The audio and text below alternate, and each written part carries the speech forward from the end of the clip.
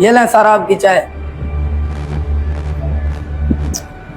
और आप इनके चाय के बर्तन देखो, मैली कुचैली प्लेट, और ये कप देखो, बुरा हाल है इनका।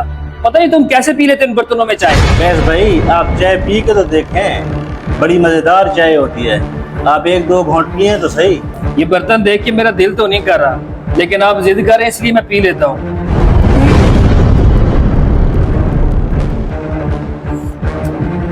ये चाय बकवास यार, तुम्हें पता भी था मेरे स्टैंडर्ड का, फिर भी तुमने मुझे यहाँ बुला लिया।